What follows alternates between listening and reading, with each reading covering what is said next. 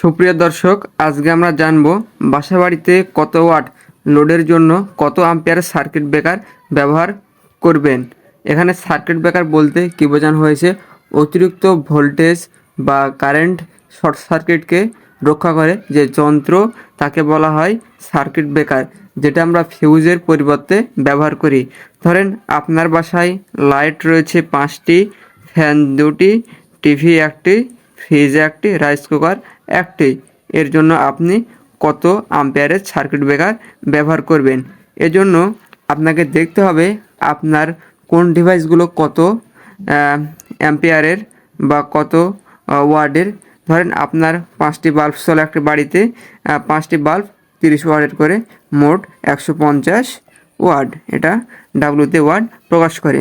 2টি ফ্যান, একটি fan 80 watt করে, 2টি ফ্যান 160 ওয়াট, একটি টিভি 70 ওয়াট, একটি fridge 220 watt, rice cooker 1000 watt. ধরেন আপনার এখানে আপনার ব্যবহৃত মোট ওয়াট হয় আমার এখানে 1600। আপনাদেরকে খুব অল্প সময়ে বোঝানোর জন্য আমি আগেই এই ক্যালকুলেশন করে রাখছি, আপনারা একটু দেখেন তাহলে বুঝতে পারবেন। ধরেন আপনার 5টি লাইটে 150 ওয়াট, 2টি ফ্যানে 160 ওয়াট, একটি টিভি 70 ওয়াট, একটি ফ্রিজ 220 ওয়াট, একটি রাইস কুকার 1000 ওয়াট, মোট হলো আমার 1600 ওয়াট। এখন আপনি কিভাবে এই সার্কিট ব্রেকারের আম্পিয়ারটা বের করবেন? এজন্য এখানে একটি রয়েছে, দেখেন, একটি ওয়াট মাপার একটি সূত্র রয়েছে। আমরা জানি ওয়াট মানে পাওয়ার, যেটাকে আমরা বলি ওয়াট, সেটা হচ্ছে পাওয়ার। ধরেন আপনার বাল্ব একটি 30 ওয়াট, ওটাই আপনার পাওয়ার। 30 ওয়াট একটি যদি বাল্ব হয়, আর 5টি বাল্বের ওয়াট হয় 100, 3 5 1500, 150 ওয়াট। এরকমভাবে আমার 1600 ওয়াট আসছে। এখন ওয়াট এর পাওয়ার নির্ণয়ের একটি সূত্র রয়েছে। পাওয়ার বা এখানে ওয়াট বলতে পারেন ভাগ ভোল্টেজ। বাসা বাড়িতে জানি ভোল্টেজ থাকে 230, পাওয়ার ফ্যাক্টর, এখানে পাওয়ার ফ্যাক্টর রয়েছে 0.9। এটা সব ক্ষেত্রে এই পাওয়ার ফ্যাক্টর ব্যবহার করা হয়। তারপর রয়েছে এখানে সমান কারেন্ট। তাহলে বুঝতে পারলাম যে আম্পিয়ার বের করার জন্য আমাদের কারেন্ট, আই সমান কারেন্ট, পি সমান পাওয়ার, ভি সমান ভোল্ট। তাহলে দেখেন পাওয়ার, আমরা জানি কি আম্পিয়ার বের করার জন্য আম্পিয়ারকে কারেন্ট বলা হয়, কারেন্টকে আই দ্বারা প্রকাশ করা হয়, আই। আমরা আই বের করব। আমাদের পি মানে পাওয়ার, আমাদের কত পাওয়ার বা ওয়াট, আমাদের পাওয়ার মোট এসেছে, ওইদিকে এসেছে আমাদের, দেখেন এখানে আমার আসছে 1600 ওয়াট, মানে এটাই পাওয়ার, এই পাওয়ার। তাহলে আমরা ক্যালকুলেশন করি, আমরা কারেন্ট আই, তাহলে এর হচ্ছে পাওয়ার কত, এখানে পি দিলাম পাওয়ার, ভাগ এখানে রয়েছে ভোল্টেজ ভি। বাসা বাড়িতে আমাদের যে ভোল্টেজ ব্যবহার হয় 230 ভি, এখানে রয়েছে গুণ পাওয়ার ফ্যাক্টর 0.9, এটা সবার ক্ষেত্রে প্রযোজ্য, গুণ 0.9। তাহলে পি এর মান কত? আমাদের পি সমান আসছে, মোট পাওয়ার আসছে এদিকে 1600, আমরা এই 1600 এখানে দিলাম। তাহলে আসে ভাগ ভের মান কত? ভোল্টেজ আমার যে 230, সব বাসাবাড়ির ক্ষেত্রে 230 ভোল্টেজ, এই গুণ 0.9। তাহলে আমরা ক্যালকুলেটরের মাধ্যমে এটা ক্যালকুলেশন করে দেখি আমাদের এটা কত আসে। 1600 ভাগ 230 গুণ 0.9, আমাদের আসে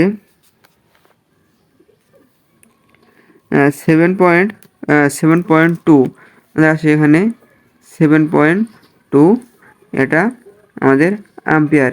বাজারে আমরা এ মানের কোনো সার্কিট ব্রেকার দেখতে পাই না। আমরা যে মানটি এখানে পাবো তার কাছাকাছি একটা সার্কিট ব্রেকার নেওয়ার চেষ্টা করব।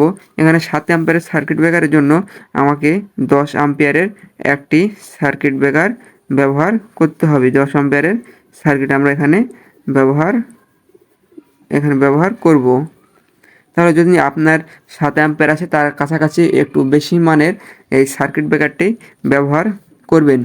ধরেন আপনাকে একটি উদাহরণ দিয়ে আপনাদেরকে বোঝাই। আপনার ধরেন এটা পুরো একটি বাড়ি রয়েছে, এই বাড়িতে এখানে রয়েছে একটি বেডরুম, এখানে রয়েছে আরেকটি বেডরুম, এটা একটি রান্নাঘর, এটা ধরেন গোটা ডাইনিং, এটা আপনার বাথরুম। তাহলে ধরেন আপনার একটা পুরো বাসা রয়েছে, বাসাতে একটি বেডরুমে থাকে 2টি ফ্যান, একটি ফ্যান, 2টি লাইট, একটি সকেট।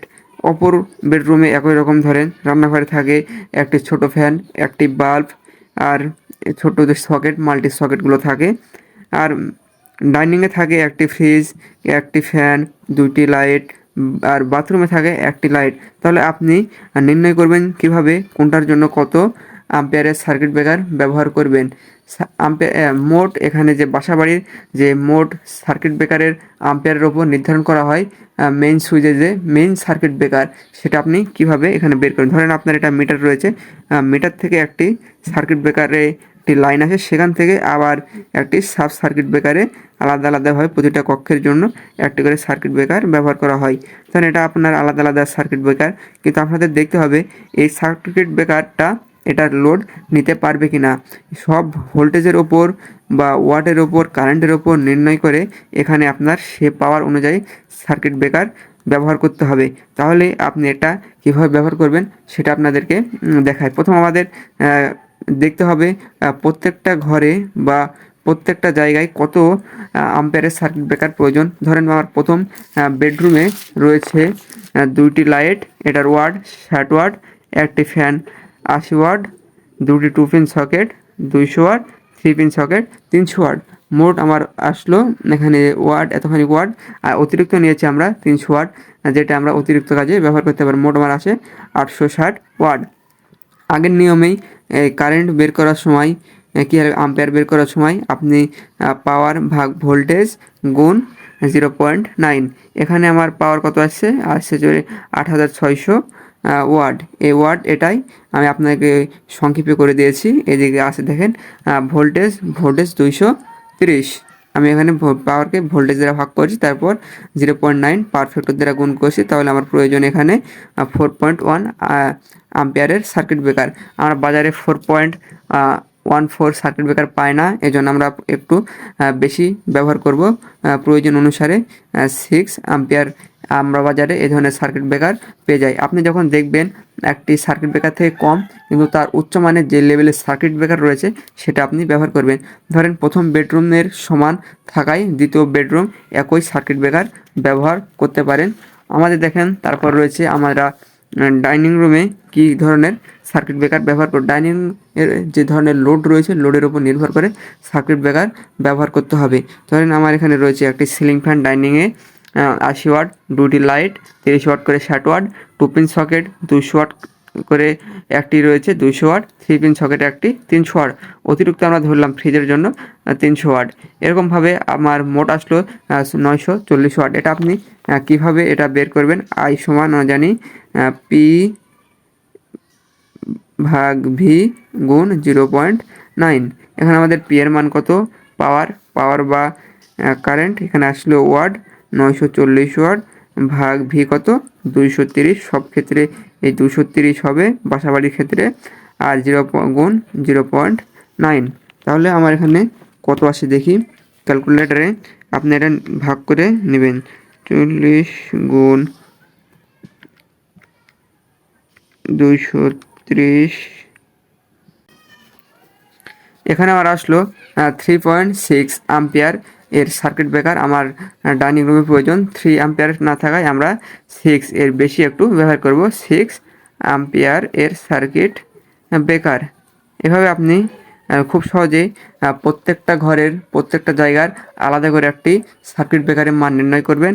আমার রান্নাঘরে দেখেন একটি লাইট 30 ওয়াট, একটি ছোটো fan 40 watt, multi socket 1400 watt, মোট আমার আসলো ওয়াট 1470। তাহলে আমার এখানে একটি লোডের জন্য আসে 7 অ্যাম্পিয়ার এক সার্কিট ব্রেকার প্রয়োজন। আমাদের 7 অ্যাম্পিয়ার না থাকায় আমরা 10 অ্যাম্পিয়ার ব্যবহার করব।